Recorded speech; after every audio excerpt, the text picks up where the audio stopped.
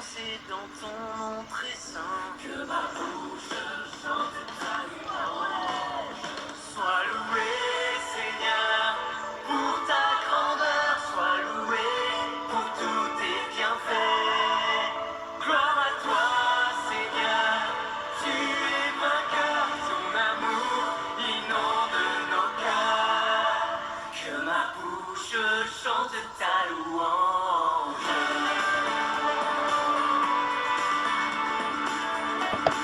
Bonjour chers jeunes, chers parents, chers amis de l'aumônerie Tibériade. Nous sommes heureux de vous retrouver aujourd'hui dimanche pour partager la parole de Dieu.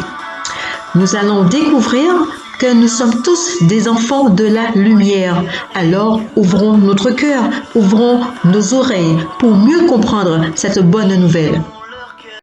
Lecture du livre des Proverbes. Une femme parfaite, qui la trouvera ? Elle est précieuse, plus que les perles. Son mari peut lui faire confiance, il ne manquera pas de ressources. Elle fait son bonheur et non pas sa ruine, et tous les jours de sa vie. Elle sait choisir la laine et le lin, et ses mains travaillent volontiers. Elle tend la main vers la quenouille, ses doigts dirigent le fuseau. Ses doigts s'ouvrent en faveur du pauvre, elle tend la main au malheureux. Le charme est trompeur et la beauté s'évanouit, seule. La femme qui craint le Seigneur mérite la louange. Célébrez-la pour les fruits de son travail. Et qu'aux portes de la ville, ses œuvres disent sa louange. Parole du Seigneur. Nous rendons grâce à Dieu.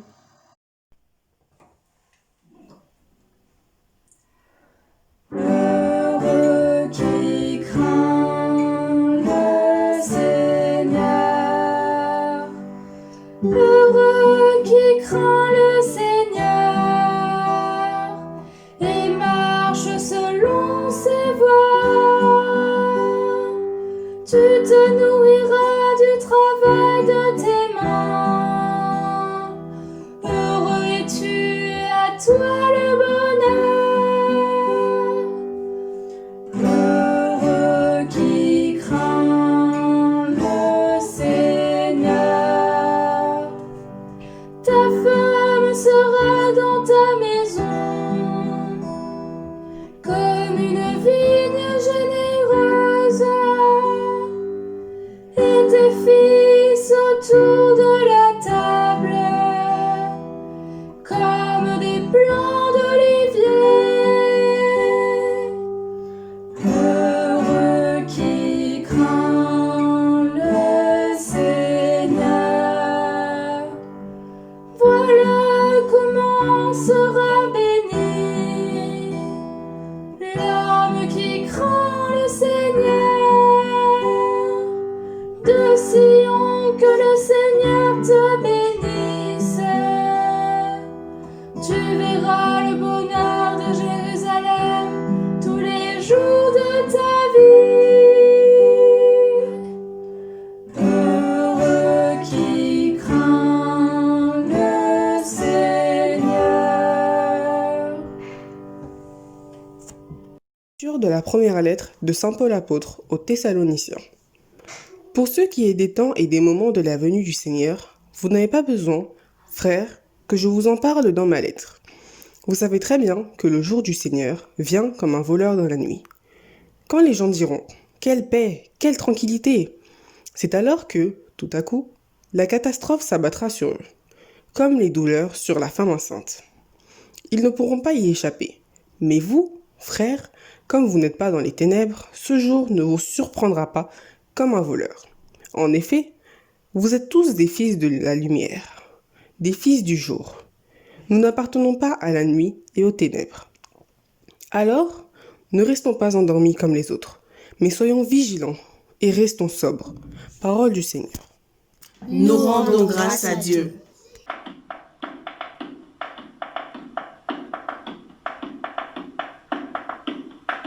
Alléluia.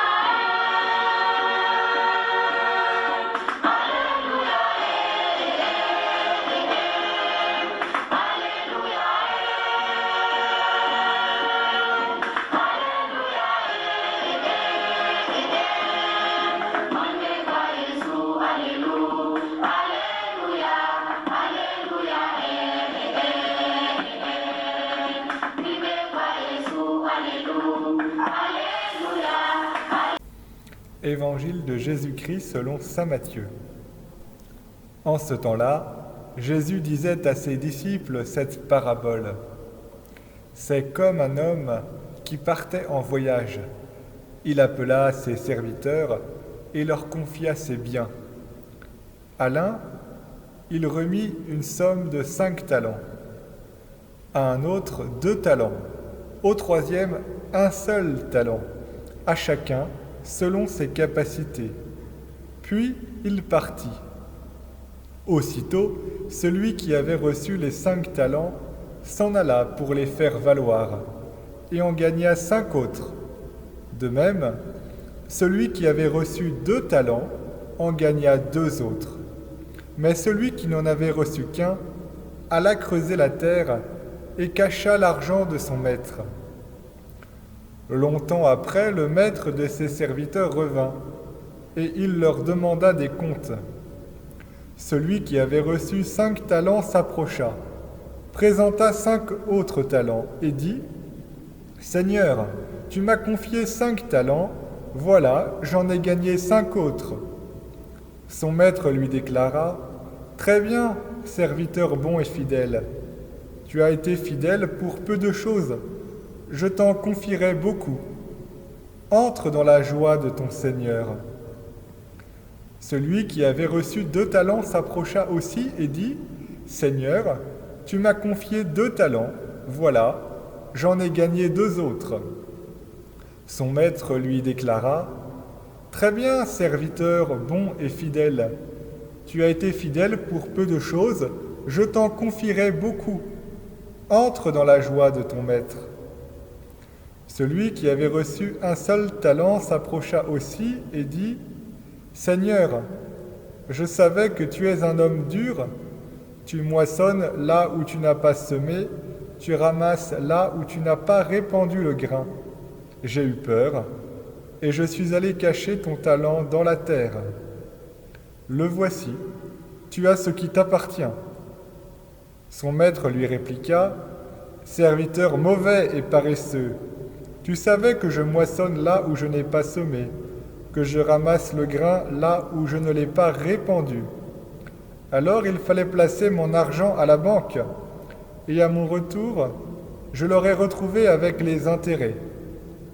Enlevez-lui donc son talent, et donnez-le à celui qui en a 10.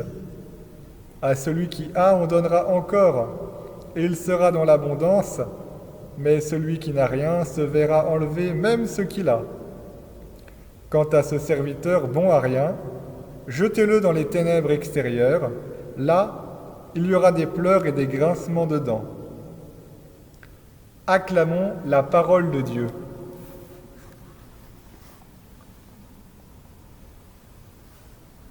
Chers jeunes, vous l'avez entendu dans l'Évangile, Dieu confie à chacun des talents. Mais vous vous demandez, mais peut-être, qu'est-ce que c'est que ces talents ? Quand Jésus raconte cette parabole, le talent désigne d'abord de l'argent. À son époque, c'est une unité monétaire. Mais les chrétiens, à force de méditer ce texte de l'Évangile, ont fait surgir un nouveau sens, un sens figuré au mot talent. Le talent est devenu un don que Dieu fait à l'homme, pour le bien. Et c'est ainsi que, aujourd'hui, dans notre langage habituel, quand nous parlons de talent, nous parlons avant tout d'un don confié à chacun, une capacité reçue. Alors voilà, Dieu vous a confié des talents. Et vous le voyez bien, chacun n'a pas le même nombre de talents. La parabole de l'Évangile nous le montre. L'un en a reçu 5, l'autre 2 et l'autre, le dernier, 1 seul. Et pourtant, ce n'est pas important. Pour Dieu, le nombre de talents que nous recevons n'est pas important. Pourquoi ? Parce que Dieu vous connaît. Il connaît le cœur de chacun d'entre vous personnellement. Et donc, il connaît vos capacités, il connaît vos besoins. Et il vous donne exactement les talents dont vous avez besoin. Ainsi, le nombre la comparaison du nombre n'a aucun sens aux yeux de Dieu. Ce qui importe pour Dieu, c'est ce que vous allez faire de ces talents. C'est le fruit que vous allez porter. Si nous regardons les 2 premiers serviteurs, ils ont reçu un nombre différent de talents et ils ont tout simplement fait doubler le don qu'ils avaient reçu. Et le maître leur donne exactement la même réponse. Très bien, serviteur bon et fidèle. Tu as été fidèle en peu de choses? Je te confierai bien plus. Entre dans la joie de ton maître. Malheureusement, l'autre, le dernier serviteur, celui qui avait reçu un talent, l'a caché dans la terre. Alors nous essayerons bien sûr de comprendre pourquoi. Mais avant de comprendre cela, j'aimerais vous poser 2 questions. Quels sont tes talents? Connais-tu tes talents? Les dons que Dieu t'a donnés? Es-tu capable maintenant de t'en souvenir, de te dire oui, ça, je l'ai reçu de Dieu? Et ensuite, demande-toi, que fais-tu de tes talents? Les fais-tu fructifier pour qu'ils gagnent en valeur, pour qu'ils se bonifient? Ou as-tu creusé un beau trou pour les enterrer, afin qu'ils ne servent jamais? À quoi servent tes talents? Voilà une question importante que chacun d'entre nous peut se poser aujourd'hui.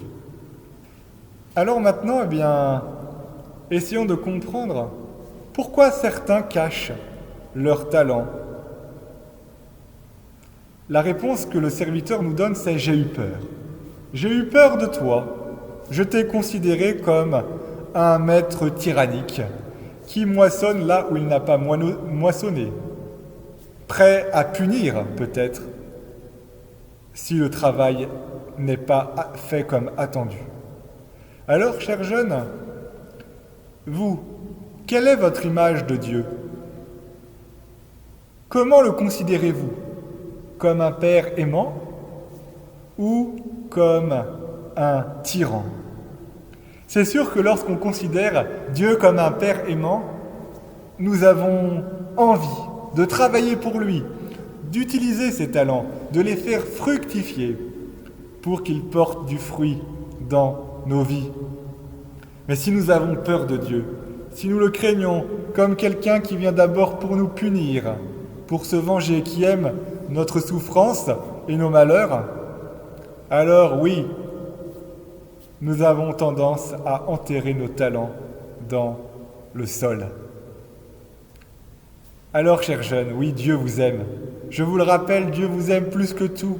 Il a donné son Fils unique, Jésus-Christ, pour vous sauver. Alors ne craignez pas d'utiliser vos talents, de les faire fructifier, afin qu'ils portent du fruit.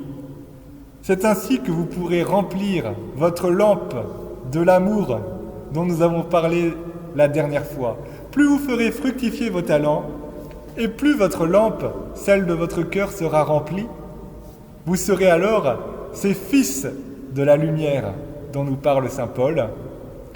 Alors, chers jeunes, connaissez vos talents, faites-les fructifier, et ainsi vous entrerez dans la joie de votre Seigneur pour la vie éternelle. Amen.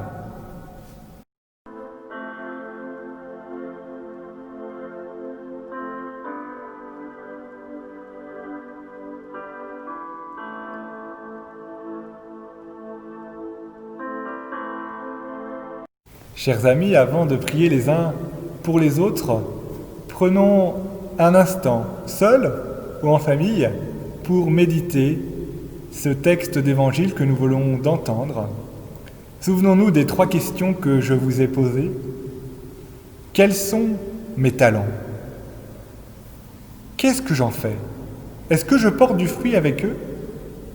Et finalement, quelle image est du visage de Dieu?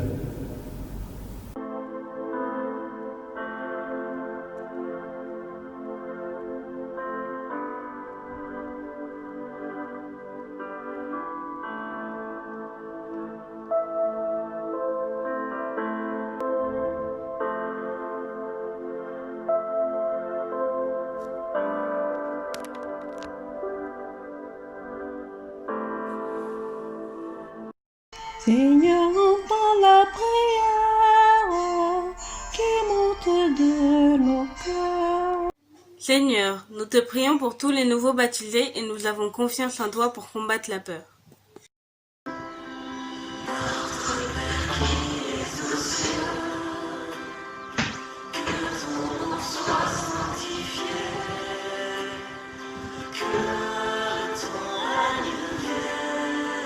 Donc, qu'est-ce que c'est ça?